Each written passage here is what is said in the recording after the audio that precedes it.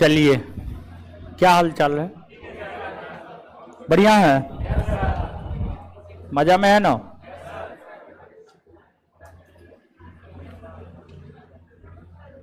Blood donate आप लोग करते हैं? करते हैं? ओ निगेटिव है जी किसी का? ओ निगेटिव, ओ निगेटिव बड़ी रेयर केस में मिलता है। हाँ, रेयर केस में मिलता है। अभी एक लड़का आया हुआ है, नीचे में है, उसके पिताजी को जो है ब्लड कैंसर है। हम ध्यान से सुन नहीं पाए, लेकिन कोई बीमारी से पीड़ित है उनके पिताजी, और उनको ओ निगेटिव ब्लड की आवश्यकता है। तो ओ निगेटिव तो बड़ी रेयर केस में मिलता है, बहुत रेयर केस में। हम उसको ये बात बोले हैं, हाँ ब्लड बैंक से मिलेगा, लेकिन देखिए ब्लड में क्या होता है जानते हैं? हम भी देखे हैं, जैसे कि मान लिया जाए कि ओ निगेटिव मिल जाता है तो उसका ब्लड अगर चढ़ाया जाएगा ना, वो ज़्यादा इफेक्टिव होता है। अगर मान लिया जाए कि ओ निगेटिव की जगह ए पॉजिटिव दे दिए और ओ निगेटिव ले लिए, तो बहुत पुराना ब्लड होता है, रखा हुआ होता है बहुत पहले का, तो वो थोड़ा काम करता है, लेकिन थोड़ा उतना अच्छा काम नहीं करता है। ठीक है, ये चीज़ हम बहुत नज़दीक से फील किए हैं, इस चीज़ को समझिए, उसी आधार पे हम आपको बता रहे हैं। तो ओ निगेटिव बड़ी, वो लड़का भी बोलेगा कि सर हेल्प नहीं किए, ओ निगेटिव बड़ी रेयर केस में मिलता है। अच्छा, किसी का नहीं है ओ निगेटिव? तो आपको कैसे पता कि उसका? बोल रहा है तो देने के लिए तैयार होगा तभी ना जी। ब्लड सब ऐसा चीज है जो किसी को जबरदस्ती नहीं दिलवाया जा सकता है। टुनटुन है, कौन ग्रुप चाहिए था उसको ब्लड? ओ निगेटिव क्या? नहीं पता, हमको तो बोला है ओ निगेटिव ही चाहिए। चलिए,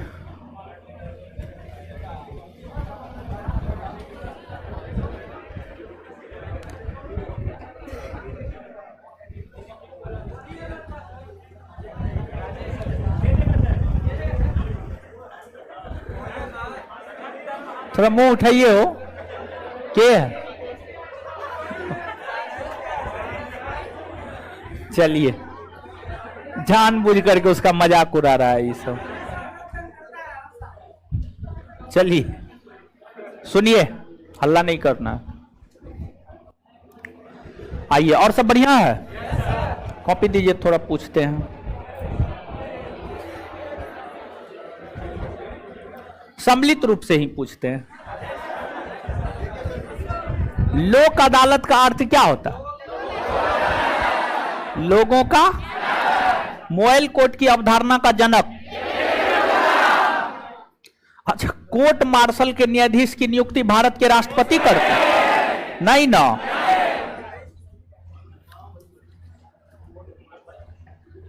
दो या दो से अधिक राज्यों के लिए एक उच्च न्यायालय हो सकता है, कौन अनुच्छेद कहता है? 200। हाईकोर्ट अधीनस्थ न्यायालय का अधीक्षण कर सकता है, 200। हाईकोर्ट के न्यायाधीश की नियुक्ति कौन करता है? भारत के। भारत में कितना हाईकोर्ट? पटना हाईकोर्ट का गठन कब हुआ? 1916। चलिए ठीक है। कितने केंद्र शासित प्रदेश ऐसे हैं जिसका अपना हाईकोर्ट है? कौन कौन? दिल्ली और दिल्ली हाईकोर्ट का गठन कब हुआ? 1900। और जम्मू कश्मीर हाईकोर्ट का 1900। चलिए ठीक है। अब इससे आगे हम लोग आगे देखते हैं। आगे आप हेडिंग मारिएगा अधीनस्थ न्यायालय। अधीनस्थ न्यायालय,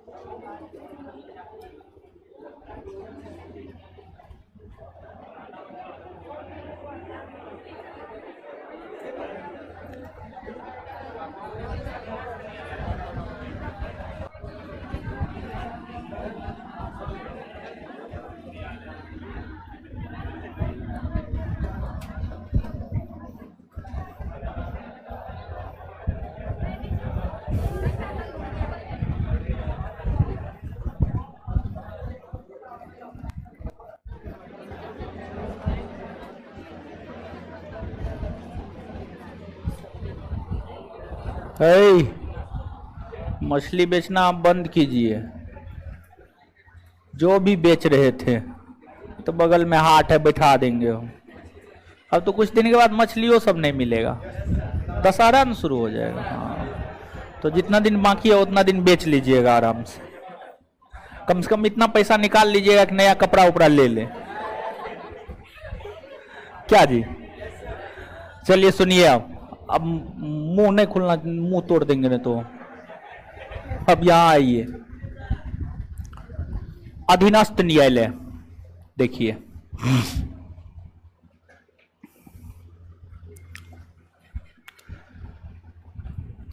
अधीनस्थ न्यायालय की अगर हम बात करें तो इसके विषय में जानकारी हमें भारतीय संविधान के भाग 6, भारतीय संविधान के भाग 6 के अंतर्गत अनुच्छेद 233 से 237, अनुच्छेद 233 से अनुच्छेद 237 हमें अधीनस्थ न्यायालय के विषय में जानकारी देता है, अधीनस्थ न्यायालय के विषय में जानकारी देता है। अधीनस्थ न्यायालय खास तौर पर निम्न स्तरीय न्यायालय होता है, निम्न स्तरीय न्यायालय होता है। अधीनस्थ न्यायालय खास तौर पर जो है आपको निम्न स्तरीय न्यायालय होता है। और यह न्यायालय जिला में देखने को मिलता है, जिला में देखने को मिलता है, जिला में। और जैसे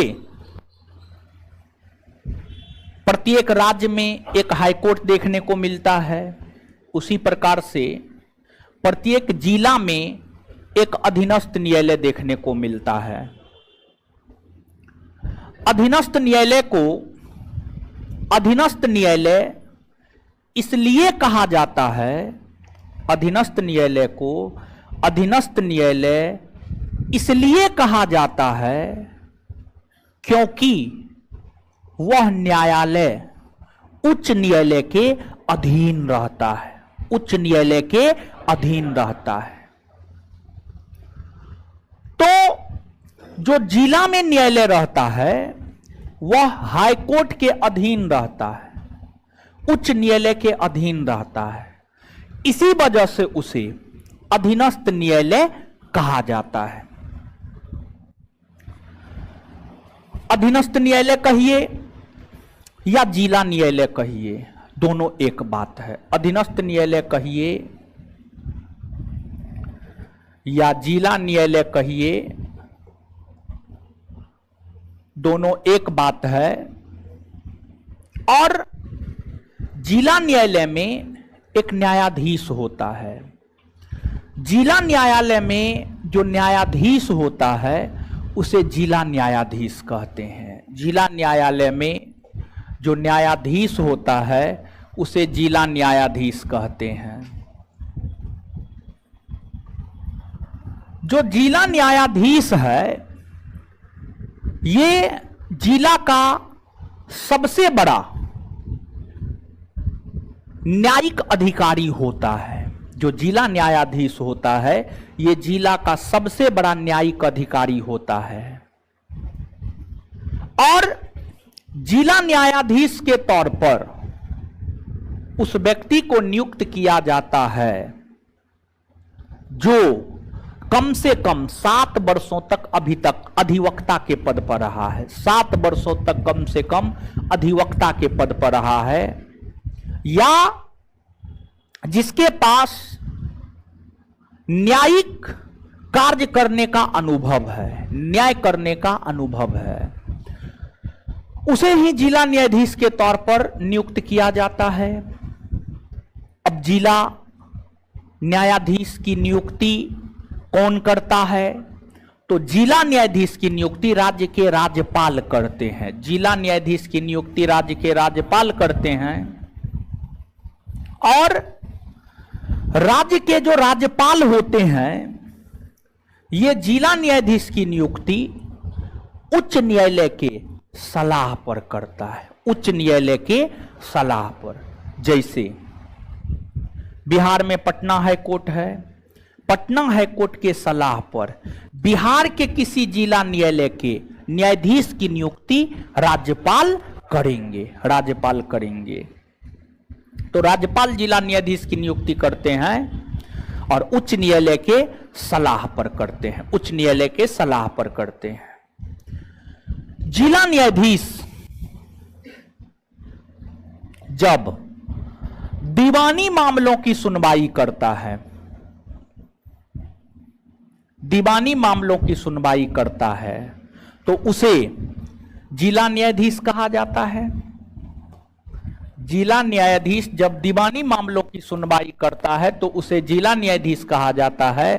और यही जब फौजदारी मामलों की सुनवाई करता है, फौजदारी मामलों की सुनवाई करता है तो इसी को सत्र न्यायाधीश कहा जाता है, इसी को सत्र न्यायाधीश कहा जाता है, सत्र न्यायाधीश कहा जाता है।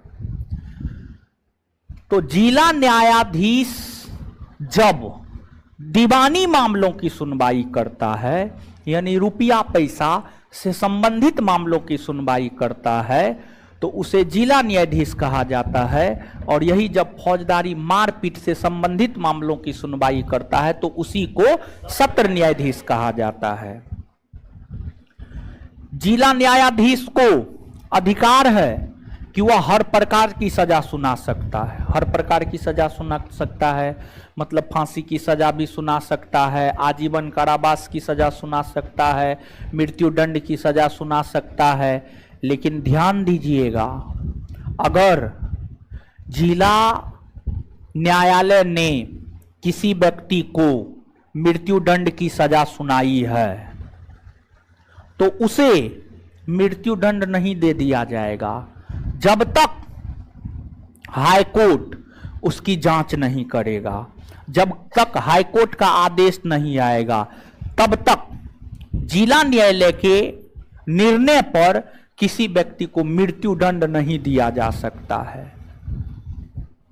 अगर जिला न्यायालय ने किसी व्यक्ति को मृत्यु दंड दिया और हाईकोर्ट उस पर मोहर लगा दिया कि हां दे दीजिए, तब दिया जा सकता है। बिना हाईकोर्ट के मोहर के, बिना हाईकोर्ट के अनुमति के, बिना हाईकोर्ट के अनुमति के जिला न्यायालय के आदेश पर किसी भी व्यक्ति को मृत्यु दंड नहीं दिया जा सकता। जब तक कि हाईकोर्ट उस पर अमल न कर ले, हाईकोर्ट आदेश न दे दे, तब तक नहीं दिया जा सकता है।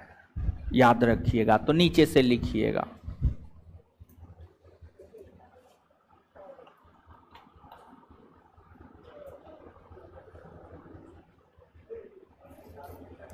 उच्च न्यायालय या उच्चतम न्यायालय एक ही होता है? उच्च न्यायालय या उच्चतम न्यायालय एक ही होता है? नहीं ना होता है। उच्च न्यायालय अलग है, उच्चतम न्यायालय अलग है। उच्च न्यायालय अनुच्छेद 214, उच्चतम न्यायालय अनुच्छेद 124।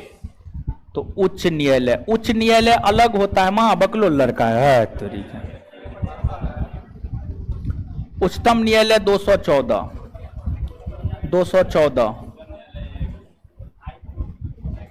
उच्चतम न्यायालय देश में सिर्फ एक है और न्यायिक व्यवस्था में सबसे ऊपर में उच्चतम न्यायालय। न्यायिक व्यवस्था में सबसे ऊपर में क्या है? उच्चतम न्यायालय।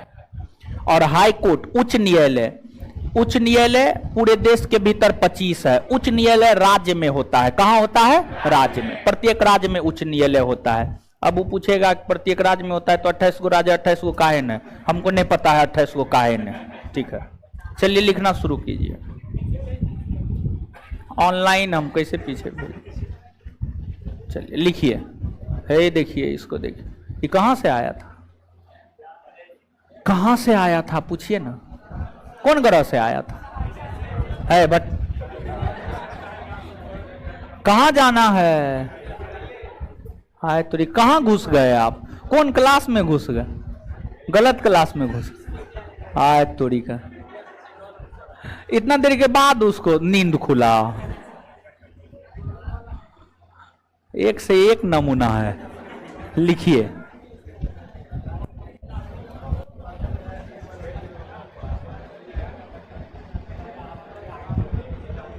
अधीनस्थ न्यायालय,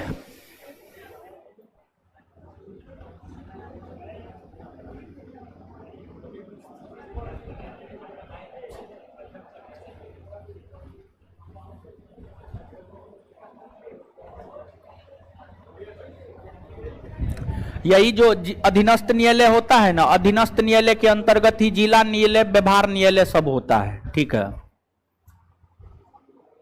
अधीनस्थ न्यायालय का ही एक पार्ट है।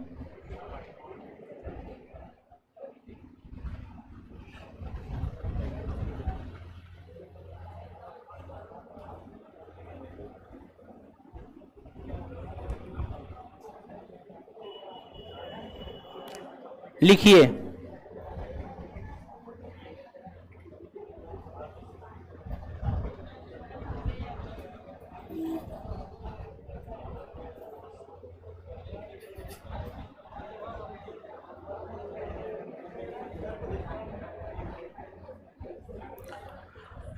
राज्य की कार्यपालिका, नीचे से लिखिएगा, राज्य की कार्यपालिका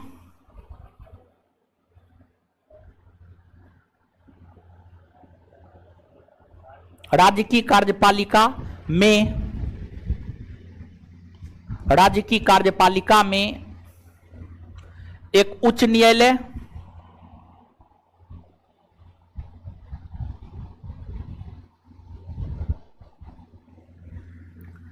राज्य की कार्यपालिका में एक उच्च न्यायालय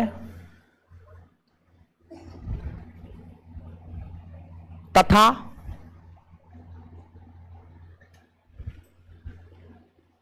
अधीनस्थ न्यायालय होता है। राज्य की कार्यपालिका में एक उच्च न्यायालय तथा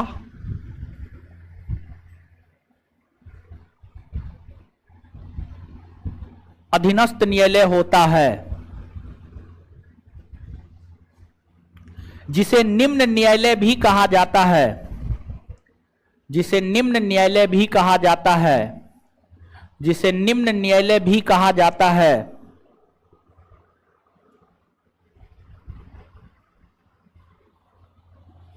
जिसे निम्न न्यायालय भी कहा जाता है,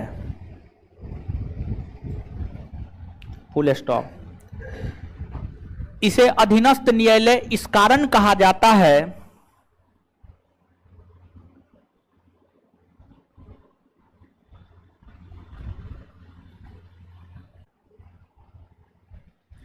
क्योंकि ये न्यायालय उच्च न्यायालय के अधीन, क्योंकि ये न्यायालय उच्च न्यायालय के अधीन होते हैं,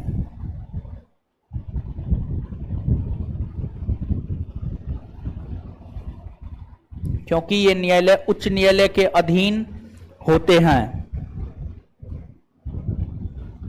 उच्च न्यायालय के अधीन होते हैं।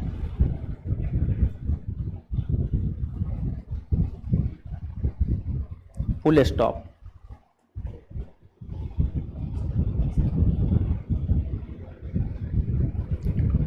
अधीनस्थ न्यायालय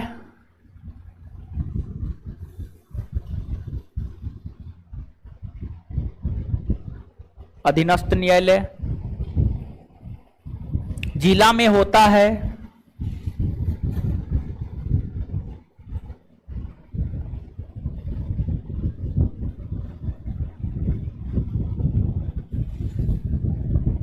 जिला में होता है, जिस कारण उसे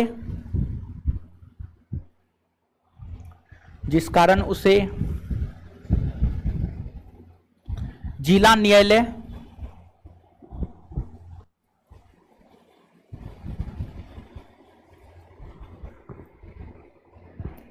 जिस कारण उसे जिला न्यायालय कहा जाता है।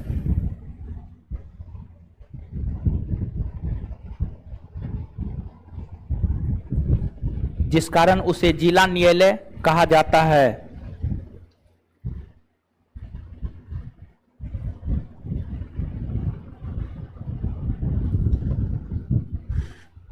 Full stop. जिला न्यायालय में जिला न्यायाधीश होता है। जिला न्यायालय में जिला न्यायाधीश होता है।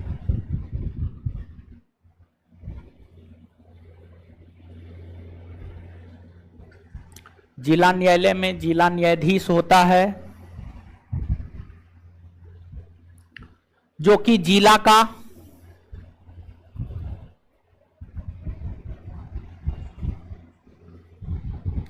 जो कि जिला का जो कि जिला का जो कि जिला का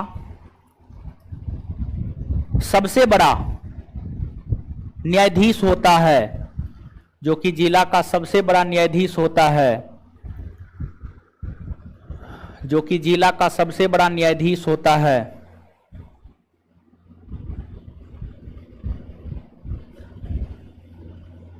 फुल स्टॉप। जिला न्यायाधीश की नियुक्ति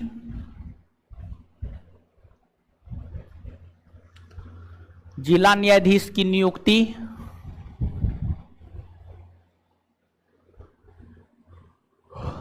जिला न्यायाधीश की नियुक्ति राज्य के राज्यपाल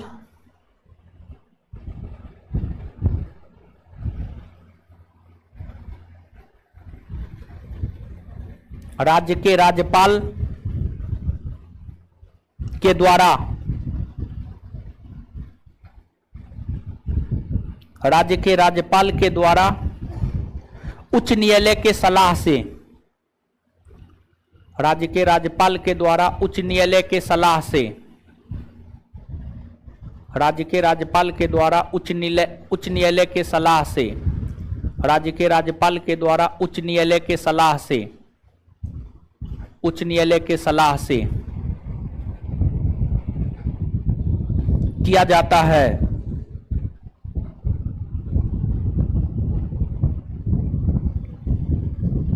किया जाता है। Full stop.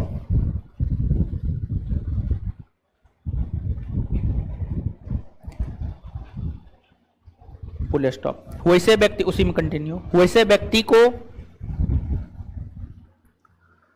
व्यक्ति को जिला न्यायाधीश के तौर पर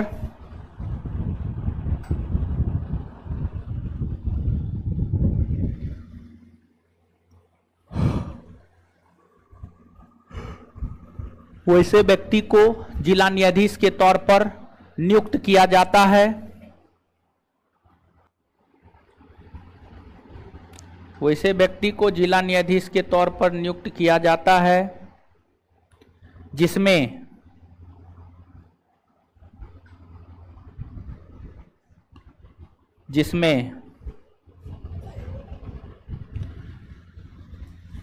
वैसे व्यक्ति को जिला न्यायाधीश के तौर पर नियुक्त किया जाता है जो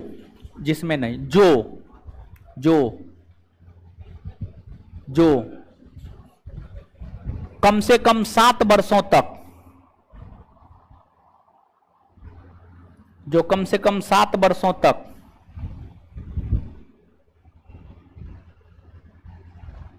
अधिवक्ता के तौर पर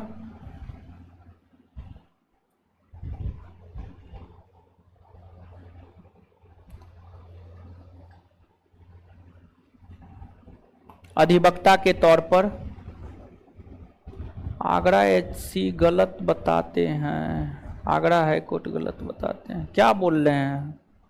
कुछ आपका क्लियर ही नहीं है। आगरा में हाई कोर्ट का पहले गठन हुआ था। आगरा से हटा करके जो है उसको इलाहाबाद में लाया है। तो इसमें दिक्कत क्या है?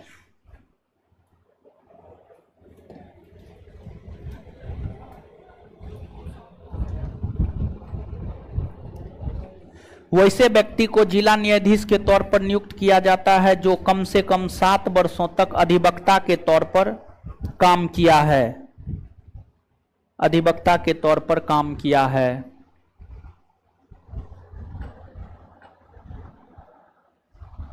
कार्यपालिका, राज न्यायपालिका, ये सब कहाँ से आया है हो? सब बीच में घुस गया है लगता है का? राज न्यायपालिका, कार्यपालिका, तो क्या है ये कार्यपालिका? क्या ये फालतू का कमेंट कर रहे हैं आप लोग?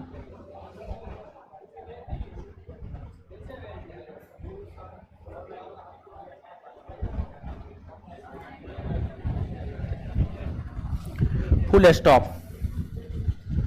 उसी में कंटिन्यू। जिला न्यायाधीश, जिला न्यायाधीश, जिला न्यायाधीश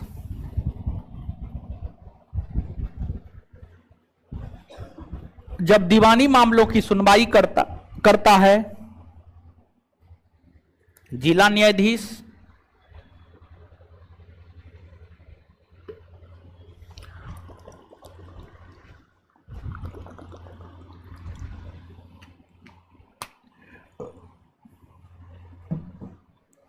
जिला न्यायाधीश जब दीवानी मामलों की सुनवाई करता है तो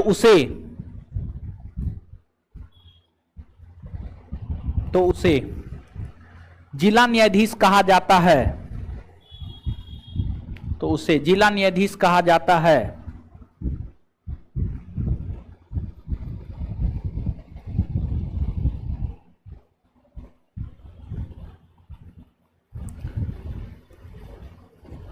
लेकिन अगर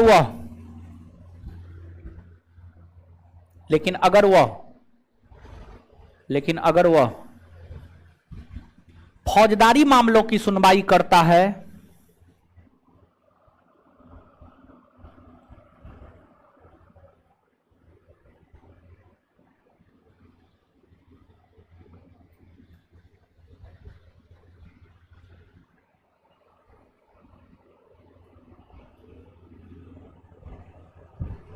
(1875) में गया है फिरोज हुसैन, 1875 में, 1866 में स्थापित हुआ, 1875 में गया है।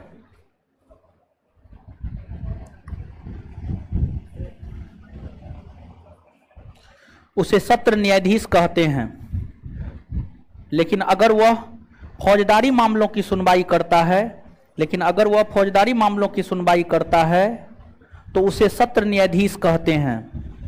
लेकिन अगर वह फौजदारी मामलों की सुनवाई करता है तो उसे सत्र न्यायाधीश कहते हैं, उसे सत्र न्यायाधीश कहते हैं, उसे सत्र न्यायाधीश कहते हैं, उसे सत्र न्यायाधीश कहते हैं। चलिए, तो एकदम हर परीक्षा में काम देगा जी, इस सिलेबस का अंग है, ऐसा थोड़े है कि फालतू चीज पढ़ा रहे हैं, सिलेबस पढ़ा रहे हैं। अब एक लड़का पूछ रहा है कि सर ये सब दरोगा परीक्षा में काम देगा, दरोगा का सिलेबस इससे अलग हट करके थोड़े है जी, नहीं है, ठीक है। चलिए, तो अब देखिएगा, हाँ एक और पॉइंट लिखिए, आगे लिखिएगा, हाँ उसी में कंटिन्यू लिख लीजिए ना, लिखिएगा। अगर जिला न्यायालय ने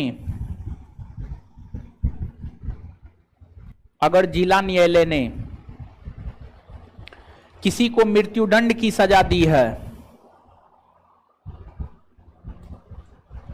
अगर जिला न्यायालय ने किसी को मृत्युदंड की सजा दी है, अगर जिला न्यायालय ने किसी को मृत्युदंड की सजा दी है, किसी को मृत्युदंड की सजा दी है, तो बिना उच्च न्यायालय के अमल के, तो बिना उच्च न्यायालय के अमल के, तो बिना उच्च न्यायालय के अमल के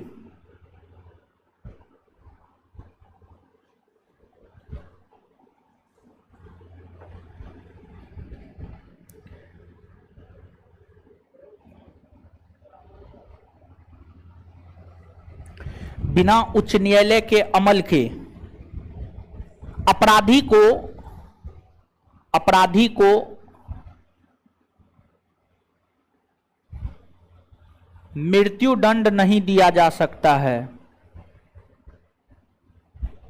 अपराधी को मृत्युदंड नहीं दिया जा सकता है। अपराधी को मृत्यु दंड नहीं दिया जा सकता है। अपराधी को मृत्यु दंड नहीं दिया जा सकता है। अपराधी को मृत्यु दंड नहीं दिया जा सकता है, याद रखिएगा। अब देखिएगा, एक चीज हो सकता है पहले भी समझाए होंगे, हो सकता है नहीं भी समझाए होंगे, समझना जरूरी है। एक है, एक आपको एक टर्म है न्यायिक समीक्षा, जुडिशियल रिव्यू। न्यायिक समीक्षा, जुडिशियल रिव्यू। मौलिक अधिकार में जब मौलिक अधिकार को पढ़ाते हैं तो वहां पर जुडिशियल रिव्यू के विषय में हम आपको बताते हैं। तो यहां पर थोड़ा सा आप समझिएगा, न्यायिक समीक्षा न्यायिक व्यवस्था से ही संबंधित टर्म है। न्यायिक समीक्षा, न्यायिक समीक्षा।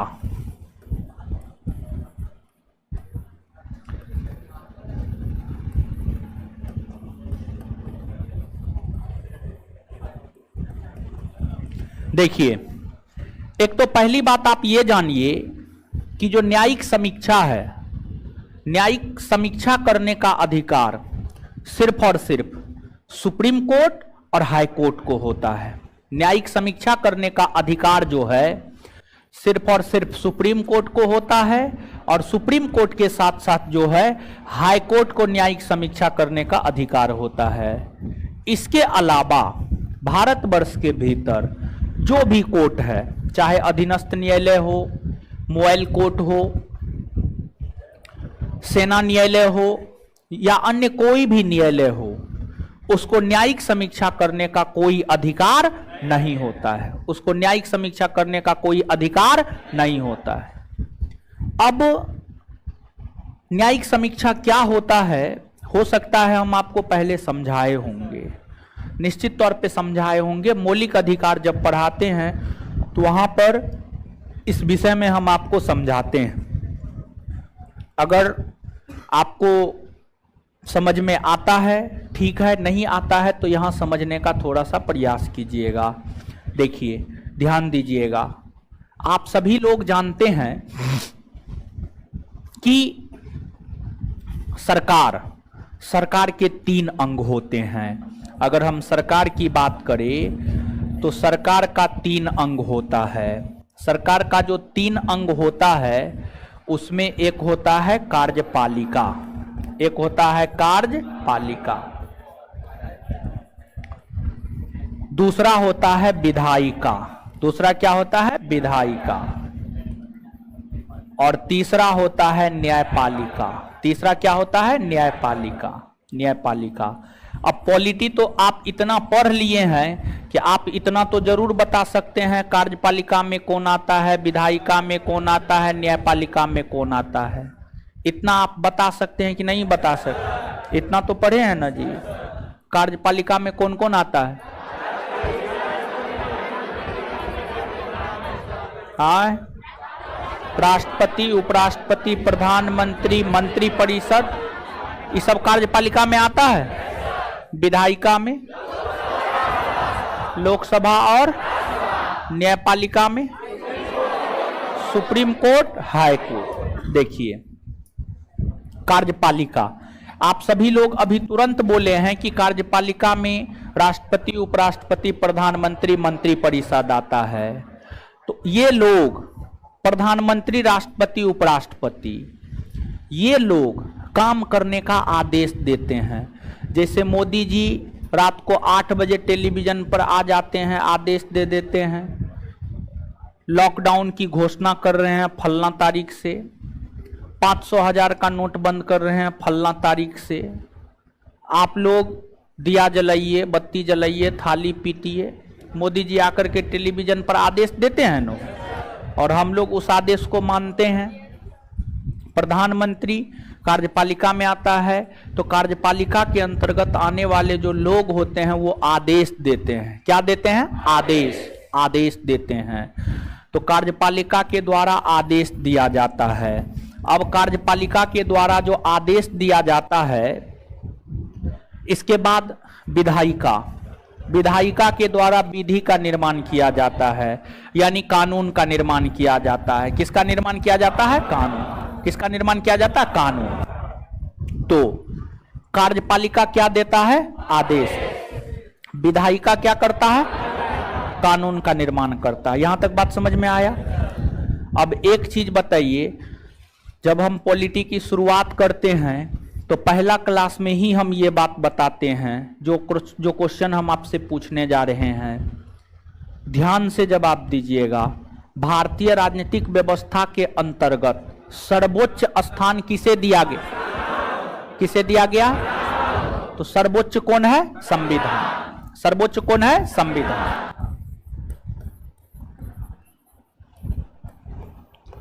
तो भारतीय राज्य व्यवस्था के अंतर्गत सर्वोच्च स्थान संविधान को प्राप्त है। संविधान को सर्वोच्च स्थान प्राप्त है। और अगर आप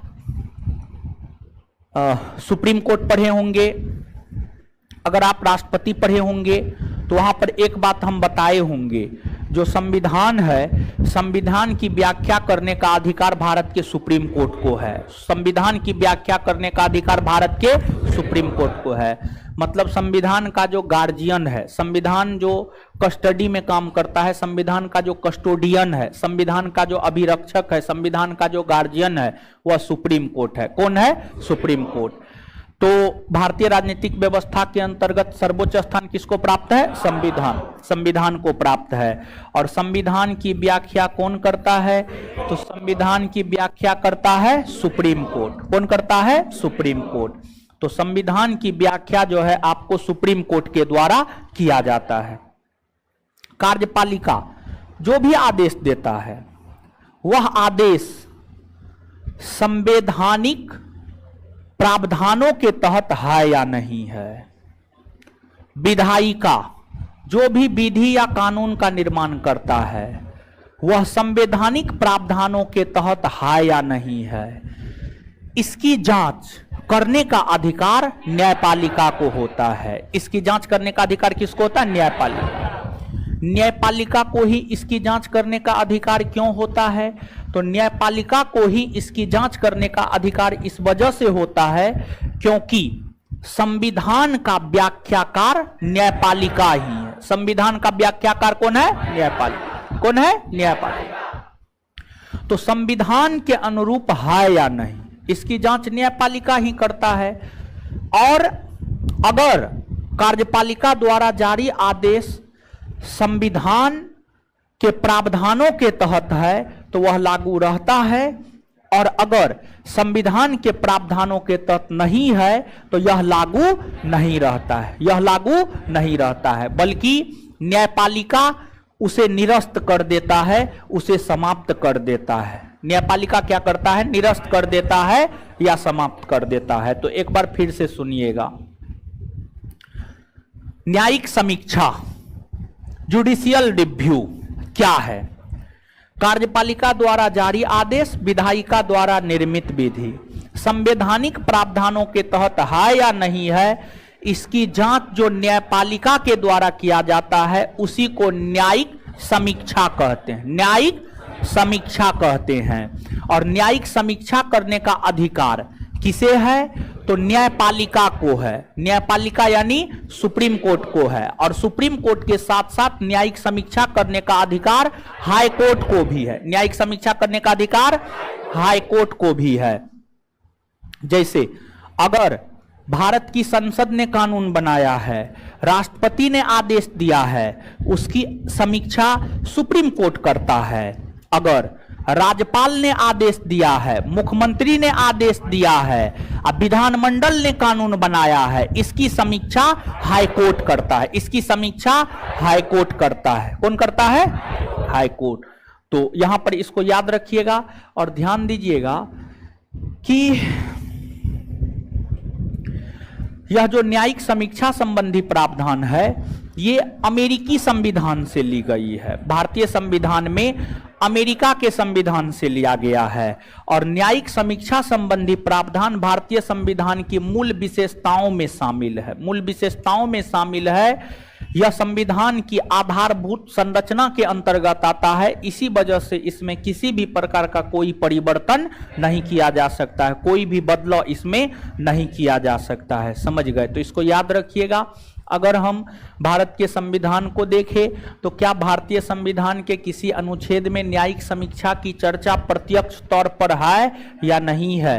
भारतीय संविधान के किसी भी अनुच्छेद में प्रत्यक्ष तौर पर न्यायिक समीक्षा की कोई चर्चा नहीं है, लेकिन अप्रत्यक्ष तौर पर मूलतः न्यायिक समीक्षा की चर्चा अनुच्छेद 13 में है, अनुच्छेद 32 में है और अनुच्छेद 226 में है। अनुच्छेद 13, 32 और अनुच्छेद 226 में है। क्लियर है? याद रखिएगा। तो नीचे से लिखिएगा, नीचे से लिखिएगा, स्टार मार के लिखिएगा। भारत में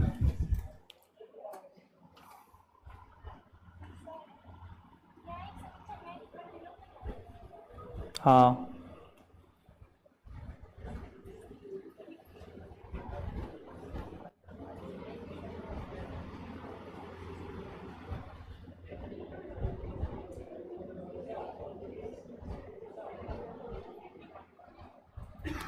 तो कमेंट का ढड्ढड़ है।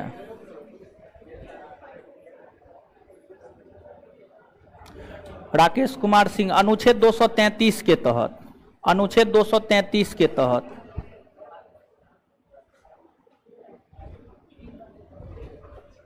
न्यायपालिका के अंतर्गत ना आएगा सर अधीनस्थ न्याय।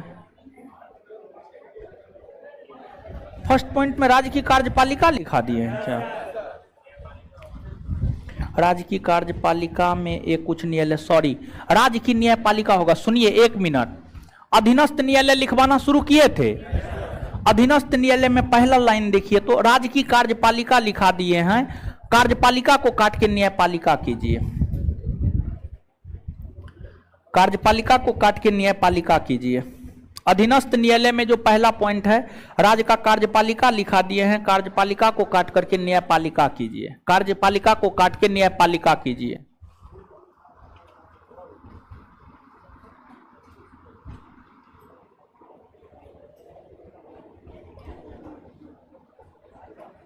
सुभाष कुमार, कहीं पढ़ने की जरूरत नहीं है। अगर संस्थान में बिहार दरोगा का तैयारी करते हैं तो यहाँ पर जो है आपको करवाते हैं मैथ रीजनिंग, ठीक है। संस्थान में एगो टीचर रखे हुए हैं मैथ रीजनिंग का। लिखिएगा, भारत में न्यायिक समीक्षा करने का अधिकार, भारत में न्यायिक समीक्षा करने का अधिकार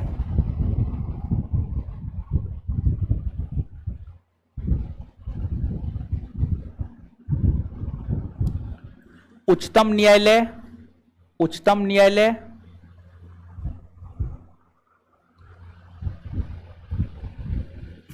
उच्चतम न्यायालय और उच्च न्यायालय को है।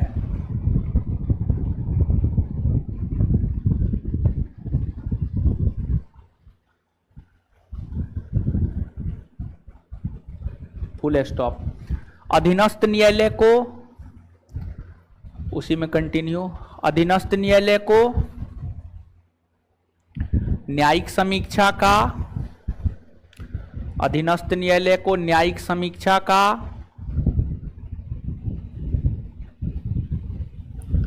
कोई अधिकार प्राप्त नहीं होता है। अधीनस्थ न्यायालय को न्यायिक समीक्षा का कोई अधिकार प्राप्त नहीं होता है।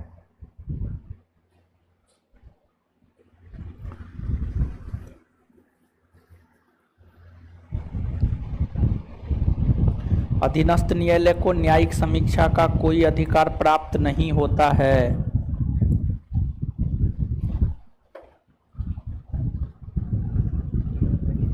कोई अधिकार प्राप्त नहीं होता है। चलिए, न्यायिक समीक्षा के विषय मौलिक अधिकार में नहीं लिखा है हुए, देखिए तो लिखा है नहीं। देखिए तो मौलिक अधिकार में मौलिक हाँ लिखा है, लिखा है नहीं। मौलिक अधिकार में अनुच्छेद 13 में, मौलिक अधिकार अनुच्छेद 13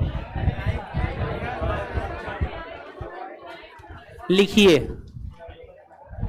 लिखिए, लिखिए तो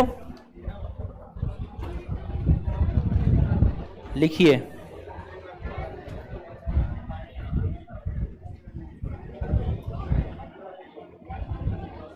लिखिएगा। न्यायिक समीक्षा,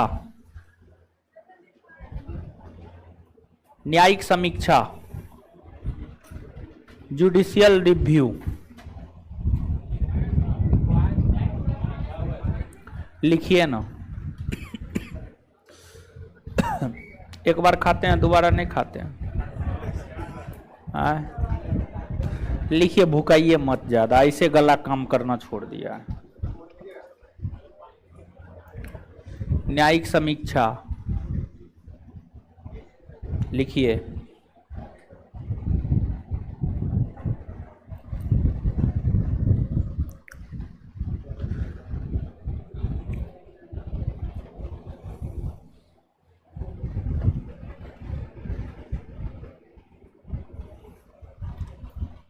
कार्यपालिका द्वारा जारी आदेश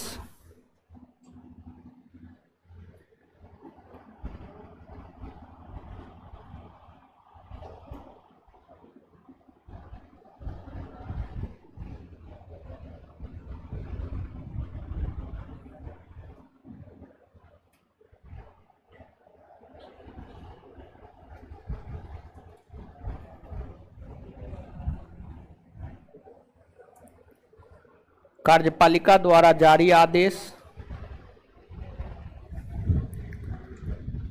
तथा विधायिका द्वारा निर्मित विधि। कार्यपालिका द्वारा जारी आदेश तथा विधायिका द्वारा निर्मित विधि।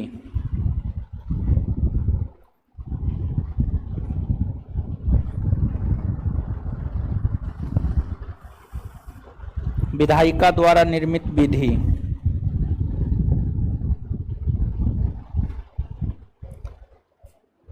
संवैधानिक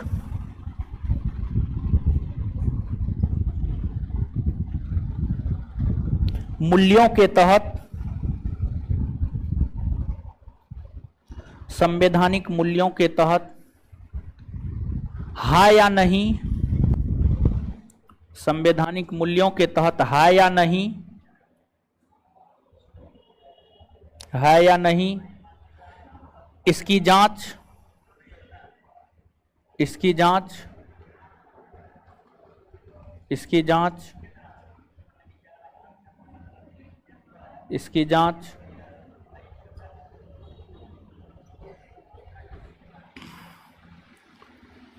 जो न्यायपालिका के द्वारा की जाती है, इसकी जांच जो न्यायपालिका के द्वारा की जाती है,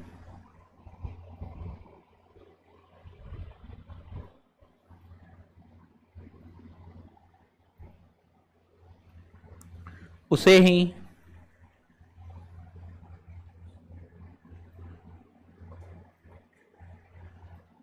न्यायिक समीक्षा कहते हैं।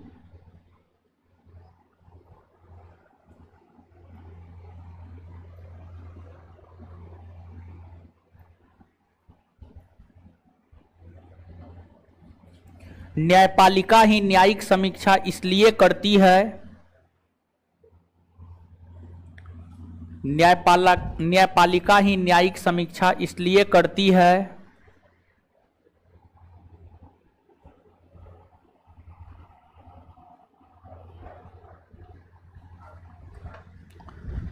न्यायपालिका ही न्यायिक समीक्षा इसलिए करती है क्योंकि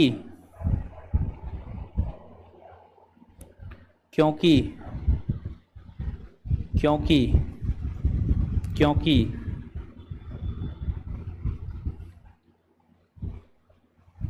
संविधान की व्याख्या, क्योंकि संविधान की व्याख्या का अधिकार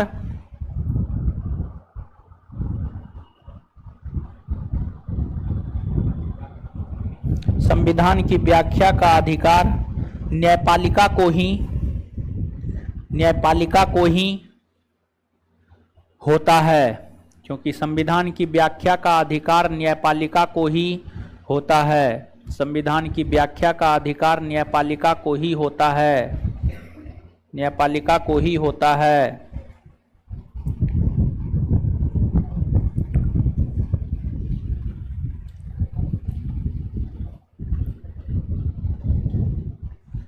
न्यायिक समीक्षा, उसी में कंटिन्यू। न्यायिक समीक्षा संबंधी प्रावधान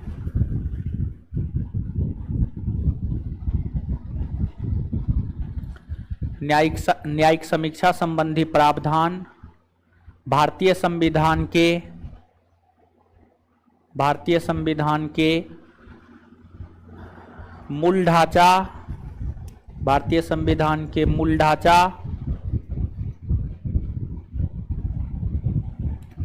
ढांचा के अंतर्गत आता है।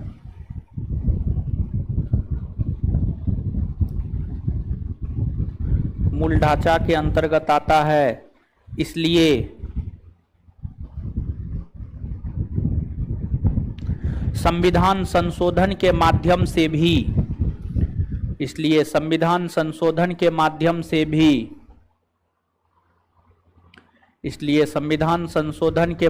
से भी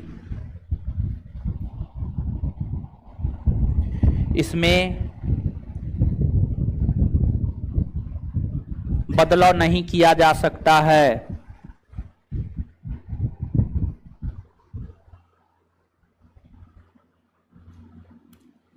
इसमें बदलाव नहीं किया जा सकता है।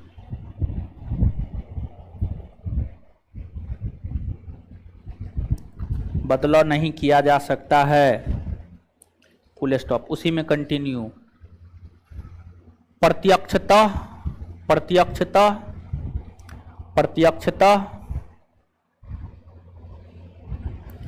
भारतीय संविधान के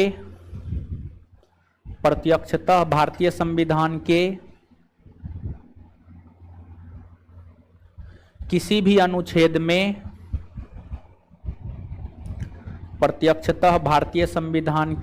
भी अनुच्छेद में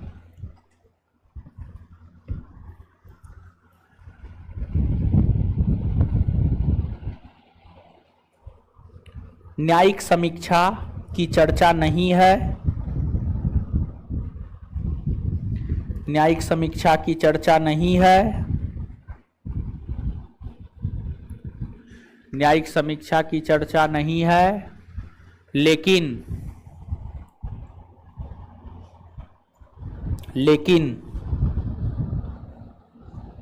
अप्रत्यक्ष तौर पर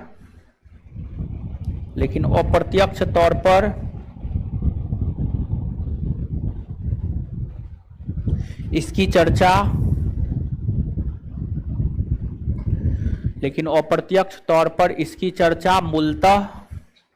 चर्चा मूलतः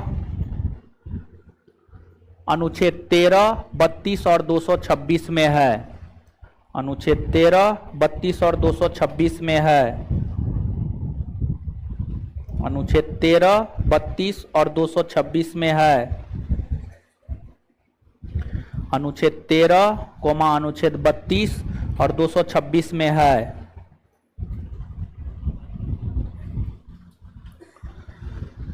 चलिए, अब इसके बाद जो है एक शब्द है जनहित याचिका। एक शब्द है आपको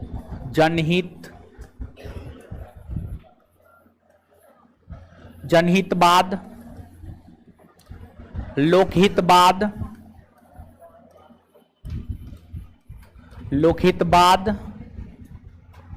या इसी को अंग्रेजी में पब्लिक इंटरेस्ट लिटिगेशन या शॉर्ट में PIL कहते हैं। ठीक है, तो जनहितवाद, लोकहितवाद या पब्लिक इंटरेस्ट लिटिगेशन या इसी को शॉर्ट में PIL कहते हैं। चलिए, हाँ आप उठ जाइए तो हीरो। आपको शुरुए से देख रहे हैं। उधर उठिए उठिए उठिए, उधर उठिए। जो बतिया रहे थे उठ जाइए, व्हाइट टी शर्ट वाला से जो बतिया रहे थे उठ जाइए। कॉपी लेके आइए, आप कॉपी लेते आइए। नहीं नहीं आपको नहीं, उधर उधर, हाँ हाँ हाँ, आ जाइए आ जाइए। शुरुए से बतिया ही रहा है, ठीक है।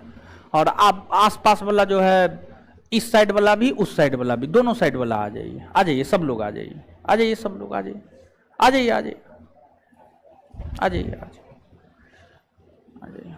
दीजिए कॉपी दीजिए।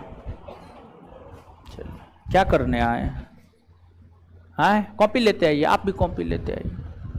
क्या करने आए?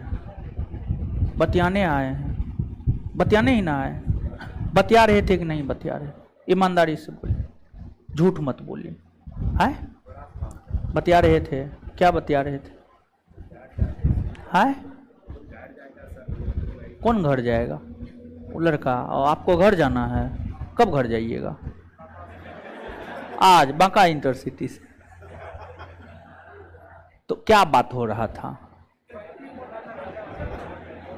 तो वही बोल रहा था तुम बांका इंटरसिटी से घर चले जाओ। हैं? भाई महाराज, आप तो शुरू से बतिया रहे, तभी से इतना ही बात हुआ है। 1 घंटा हो गया है, हम 1 घंटा में सिर्फ इतना बात हुआ है। चलिए, ये तो हो गया हंसी मजाक का बात। अरे बाप रे, तो बहुते पढ़ा है हो, तो सब चीज पढ़ा है। हाय तोरी के, तो शुरुए से पढ़ा है, शुरू से पढ़े हैं। जय गुरु जय महाकाल। तो शुरुए, तो इतना दिन से जो है आप नहीं समझ पाए हमको। अरे बाप रे, ये हो तो अपराधी है, ये तो हमारा तौहीन हो गया। चलिए,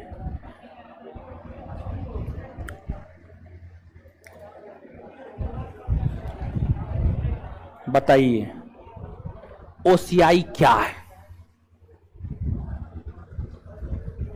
आप ही के कॉपी का चीज है, देखिए लिखा हुआ ओसीआई। बांका इंटरसिटी से चले जाइए। कहाँ जाइएगा? मुंगेर। अच्छा, आगे बताइए आप। बीच में कॉपी में जगह भी छूटा है। राष्ट्रपति के बीटो शक्ति के विषय में बताइए। हाय, नील बटे सन्नाटा। देखिए, मंत्रिमंडल क्या है बताइए। कौन कौन, सॉरी, कौन कौन ऐसे प्रधानमंत्री है जो मुख्यमंत्री भी रहे हैं? नील बटे सन्नाटा कुल मिलाकर के। आर्टिकल 114 में क्या है? सब आपके कॉपी में लिखा हुआ है, एक भी आपके कॉपी से बाहर नहीं कुछ। अनुच्छेद 114 में क्या है देखिए, कुल मिलाकर के क्या हुआ? नील बटे सन्नाटा है। फटा कहाँ है? फटा दे से जब लगता है ना, बढ़िया बढ़िया का होश ठिकाना लग जाता है। देखिए, सरमोने होता है, दांत निकाल रहा है। कहाँ घर है जी? मुंगेर। मुंगेर का लोग हैं, इसलिए बेशरम है। कैमरा उमरा नहीं ना है, गड़ेगा ना, गड़ेगा ना, हाथ में कांटी चुभ जाए ना। कांटी ना है इसमें, किधरो किधरो न चुभ जाएगा, बीमारी हो जाएगा। टिटनस का सुइयों नहीं लेने देंगे इसको हम। के पढ़ेगा के जाइए। हाँ, अभी इसको बांका इंटरसिटी से अभी हम भेजवा देते हैं। जाइए, आप चले जाइए, घर चले जाइए। जाइए जाइए, अभी ये चले जाइए।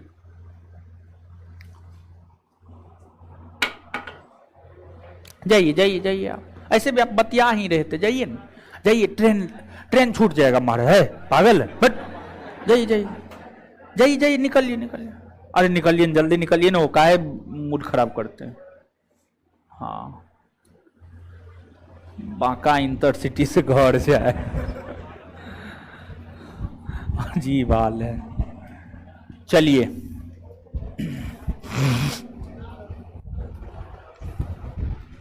जनहितवाद, लोकहितवाद, या उसी को अंग्रेजी में पब्लिक इंटरेस्ट लिटिगेशन, या उसी को PIL कहते हैं। क्या कहते हैं? PIL। क्या है इसको आप समझिएगा। देखिए, सामान्य कानूनी प्रक्रिया में, सामान्य कानूनी, उजाकर के उधर बैठ गए। हे भगवान। चलिए, पता नहीं आवाज को क्या हो गया। देखिए क्या होता है, सामान्य कानूनी प्रक्रिया में जिसका हित प्रभावित होता है वह न्यायालय के शरण में जाता है। जैसे अगर मान लिया जाए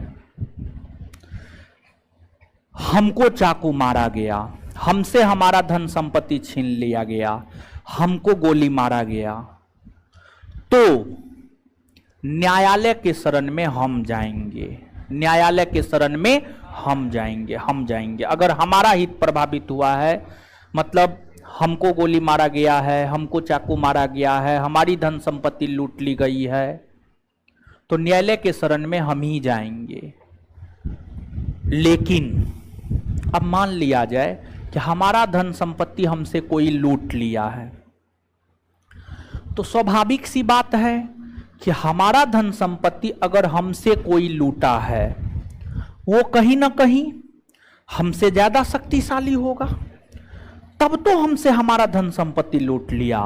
अगर हमसे ज्यादा शक्तिशाली नहीं होता तो वो हमसे हमारा धन संपत्ति लूट ही नहीं सकता था। तो शक्तिशाली था, हमसे लूट लिया। अब हमारे भीतर उनके खिलाफ न्यायालय जाने की हिम्मत नहीं रही, मतलब हम सामने वाले से डर गए और हम न्यायालय के शरण में नहीं गए। और अगर हम सामने वाले से डर गए और हम न्यायालय के शरण में नहीं गए, तो बिना न्यायालय के शरण में गए क्या हमको न्याय मिल सकता? नहीं मिल सकता है, हमको न्याय नहीं मिल सकता है। हमको न्याय तब मिलेगा जब हम न्यायालय के शरण में जाएंगे, लेकिन हम में हिम्मत नहीं है कि हम न्यायालय के शरण में जा सकें। एक स्थिति ये हो गया। दूसरा, भारत के सभी लोग साक्षर नहीं है। भारतीय लोगों के बीच जागरूकता की कमी है, जागरूकता की कमी है। साक्षरता नहीं होने, जागरूकता के कमी के कारण अगर किसी के साथ अन्याय होता है तो न्यायालय के शरण में ही नहीं जाता है, और जब न्यायालय के वह शरण में ही नहीं जाता है तो फिर उसे तो न्याय मिल नहीं सकता है। अगर कोई न्यायालय के शरण में नहीं गया, भले निरक्षरता के कारण या फिर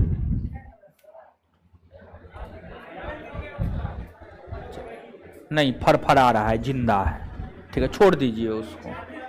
अगर किसी को डर नहीं होता है तो उसको पकड़ के बाहर फेंक दीजिए, अगर डर होता है तो छोड़ दीजिए। चमगादड़ को महाराज, किसको नहीं, चमगादड़ को।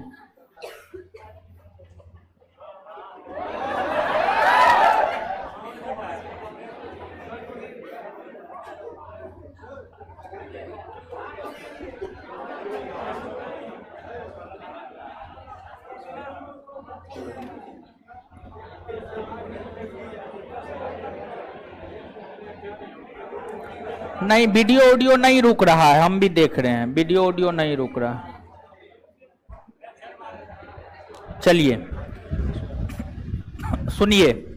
हाँ, तो अब देखिएगा, अगर हमारे साथ कुछ भी हुआ, हम डर गए, हम कमजोर पड़ गए, हमारे पास पैसा नहीं, हम न्यायालय के शरण में नहीं गए, हमको न्याय नहीं मिला। अगर कोई व्यक्ति साक्षर नहीं है, जागरूक नहीं है, उसके साथ अन्याय हुआ, वह न्यायालय के शरण में नहीं गया, उसे न्याय नहीं मिला। जबकि भारत का संविधान कहता है कि अगर भारत में किसी भी व्यक्ति के साथ अन्याय हुआ है तो उसे न्याय मिलनी चाहिए। अगर भारत में किसी भी व्यक्ति के साथ अन्याय हुआ है तो उसे न्याय मिलनी चाहिए। अब हम पे फिर आ जाइए। अब मान लिया जाए हमारे साथ अन्याय हुआ, जो घटना बताए थे वो बता दिए, तो अब हम न्यायालय के शरण में नहीं गए, लेकिन मेरा कोई बहुत खास दोस्त, ठीक है, बहुत खास दोस्त जो है उसने यह देखा कि हमको न्याय नहीं मिल रहा है, तो हमारा दोस्त हमारे मामलों को न्यायालय में उठा करके हमें न्याय दिलवाने का काम करेगा। या कोई एनजीओ, कोई संगठन को लगा कि हमारे साथ अन्याय हुआ है तो वह संगठन हमारे मामला को न्यायालय में उठाएगा और हमें न्याय दिलाएगा। मतलब जिसका हित प्रभावित हुआ है वह न्यायालय के शरण में नहीं गया है, बल्कि उससे संबंधित कोई व्यक्ति या कोई संगठन न्यायालय के शरण में जाकर जो न्याय दिलाता है उसी को लोकहितवाद या जनहितवाद कहा जाता है। लोकहितवाद या जनहितवाद कहा जाता है। मतलब अगर हमारे साथ अन्याय हुआ, हम नहीं गए न्यायालय में, तो हमारे मामला को हमारा कोई दोस्त या कोई संगठन उठाया और उठा करके हमें न्याय दिलवाने का काम किया। इसी को लोकहितवाद या जनहितवाद कहा जाता है। एक प्रकार से आप सोचिए तो यह जो व्यवस्था है यह तो अच्छी व्यवस्था है। यह कहीं ना कहीं लोगों को न्याय दिलाने का काम करता है, और जब कहीं ना कहीं यह व्यवस्था न्याय दिलाने का काम करता है तो यह अपने आप में एक अच्छी व्यवस्था है।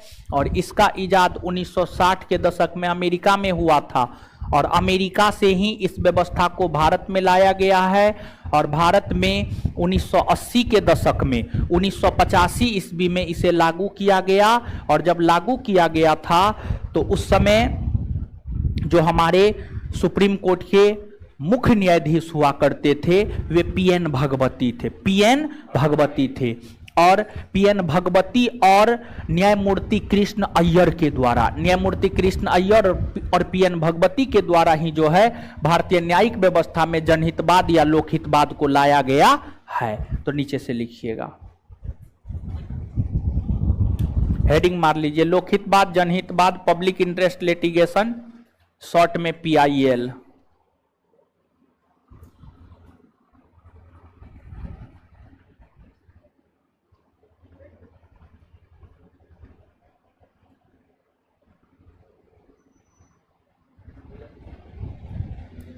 लोकहितवाद, जनहितवाद,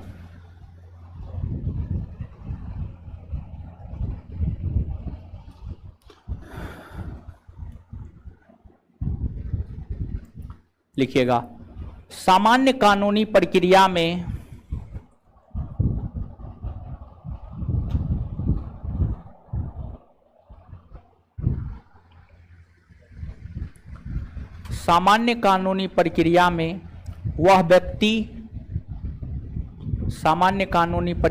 वह व्यक्ति न्यायालय के शरण में जाता है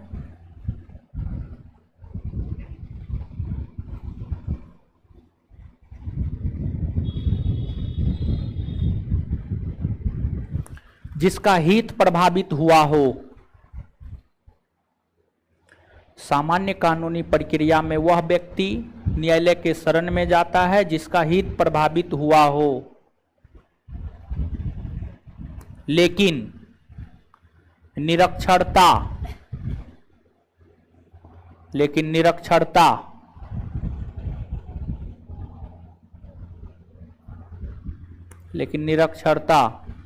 और जागरूकता के कमी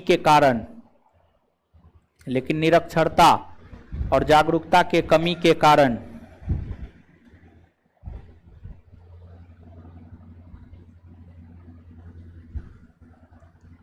अगर कोई व्यक्ति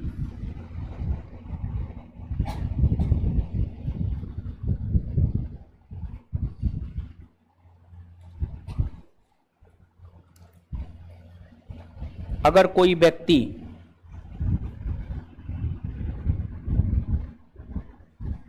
न्यायालय के शरण में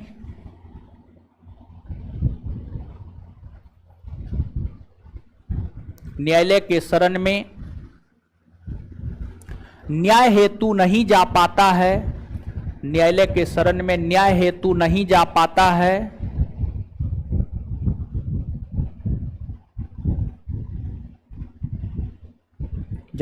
है, तो उस व्यक्ति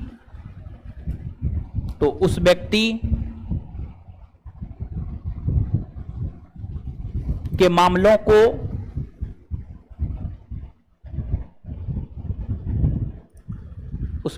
मामलों को न्यायालय में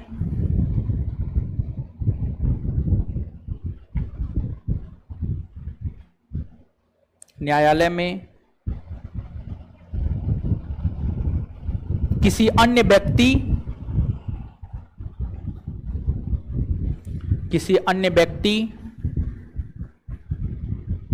या सामाजिक संगठन के द्वारा उठाया जाता है, किसी अन्य व्यक्ति या सामाजिक संगठन के द्वारा उठाया जाता है,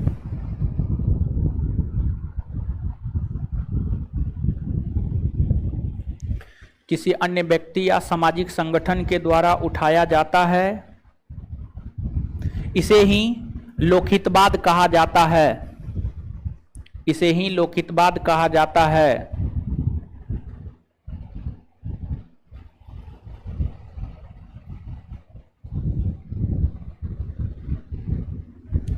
इसकी उत्पत्ति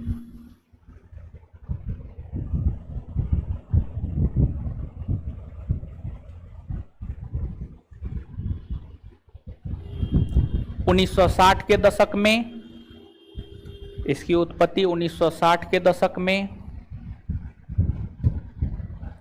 अमेरिका में हुआ।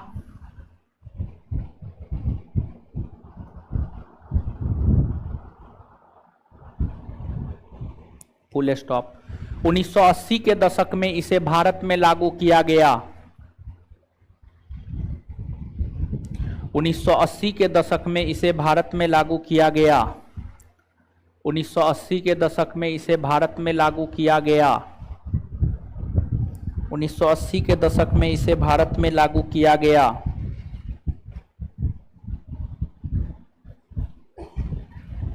भारत में लागू किया गया। भारत में इसे लागू करने का श्रेय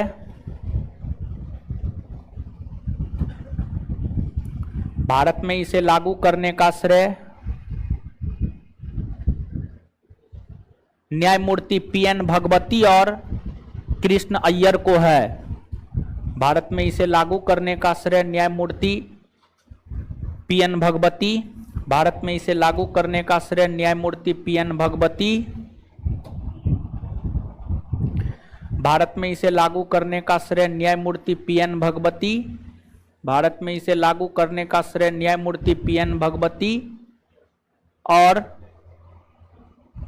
कृष्ण अय्यर को है। कृष्ण अय्यर को है।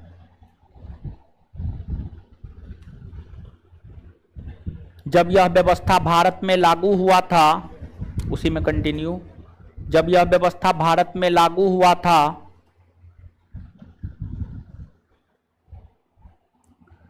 जब यह व्यवस्था भारत में लागू हुआ था, जब यह व्यवस्था भारत में लागू हुआ था, तो उस समय भारत के मुख्य न्यायाधीश, तो उस समय भारत के मुख्य न्यायाधीश पीएन भगवती थे।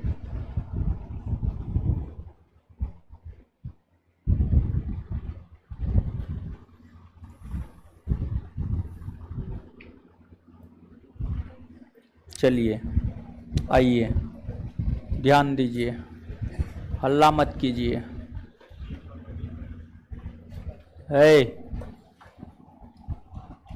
आइए,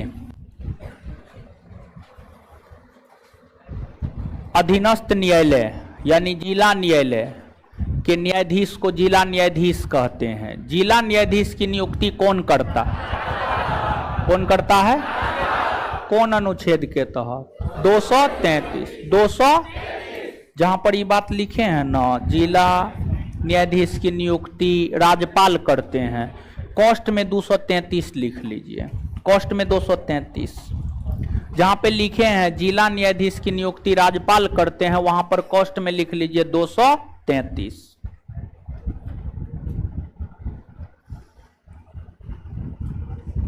लिख लिए कॉस्ट में 233। चलिए एक बात बताइएगा, संविधान की व्याख्या करने का अधिकार किसे है? हाँ, भारत का सुप्रीम कोर्ट। संविधान की व्याख्या करने का अधिकार किसे है? भारत का। भारत में जनहितवाद या लोकहितवाद कब आया है? 1980 के दशक में। जब यह आया था तो भारत के मुख्य न्यायाधीश कौन थे? PN। पढ़ लीजिएगा ये सब चीज। बात क्लियर है? चलिए इससे आगे अगले क्लास में मिलते हैं। है सुनिए, होमवर्क। रुकिए, होमवर्क के पूछेंगे। दीजिए होमवर्क। क्या था होमवर्क जी? है संविधान की ऐतिहासिक पृष्ठभूमि। है खड़ा होइए, खड़ा होइए, खड़ा होइए, खड़ा होइए। शुरू से पढ़े हैं आप। पृथ्वी पर का बोझ। 1773 के रेगुलेटिंग एक्ट की कमियों को दूर करने के लिए कौन सा एक्ट आया था? कब आया? बैठ जाइए, बैठ जाइए।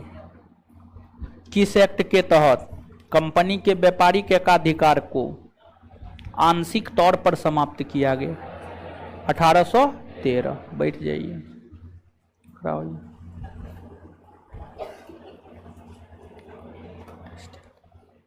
भारत सचिव के पद पर सर्वप्रथम कौन बैठे थे?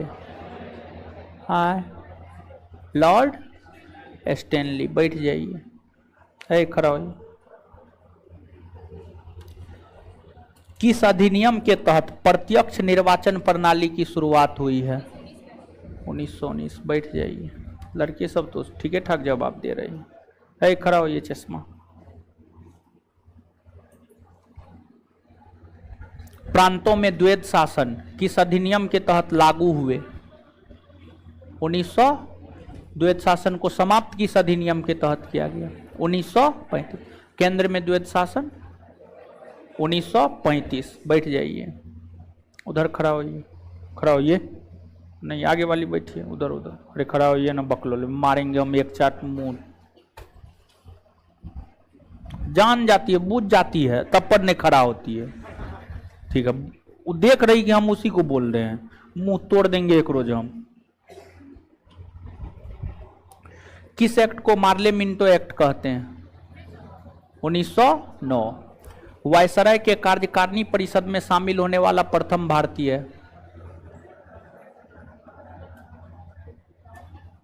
वायसराय के कार्यकारिणी परिषद में शामिल होने वाला प्रथम भारतीय?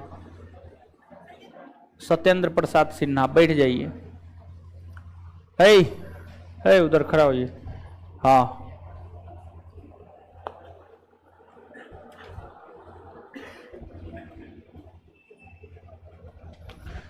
केंद्रीय बजट से राज्य के बजट को अलग किस अधिनियम के तहत किया गया?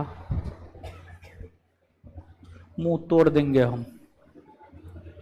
है कौन अधिनियम हो? 1900।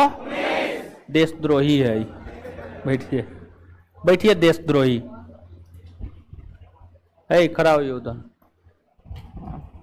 लड़की सब तो ठीक है ठाक जवाब दी है। दांत निकाल लिया, दांत तोड़ देंगे हम। महिलाओं को मतदान करने का अधिकार कौन अधिनियम के तहत? महिलाओं को मतदान करने का अधिकार कौन अधिनियम के तहत? 1919। बैठ जाइए। रेड टी शर्ट खड़ा हुई उधर उधर उधर उधर उधर उधर। हाँ हाँ खड़ा हुई, खड़ा। अरे ये लड़का समझ रहा है, हम इसी को खड़ा कर, नहीं नहीं उधर बैठे नहीं लड़का। हाँ हाँ हाँ हाँ हाँ। कौन अधिनियम कांग्रेस के दबाव में आकर अंग्रेजी सरकार ने पारित किया? 1892।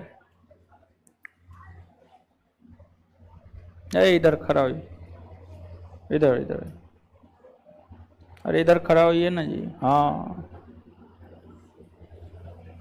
जानबूझ करके जो है ना ये सब नौटंकी करता है। भारत का शासन ब्रिटिश क्राउन या ताज के अधीन किस अधिनियम के तहत गया था? क्या होगा? 1858। आतंकवादी है ये, आतंकवादी। भर रात कहिएगा हम आतंकवादी है, बैठ जाइए। सब आतंकवादी सब क्लास में आ गया है, पढ़ता उड़ता न है, देशद्रोही हैं आप लोग। खड़ा होइए। किस अधिनियम के तहत सिविल सेवा प्रतियोगिता परीक्षा के आयोजन का प्रावधान किया गया? 1853। बैठ जाइए। चलिए अगला होमवर्क, अगला कौन चैप्टर है? संविधान सभा। इससे आगे अगले क्लास में मिलते हैं। धन्यवाद सभी लोगों का।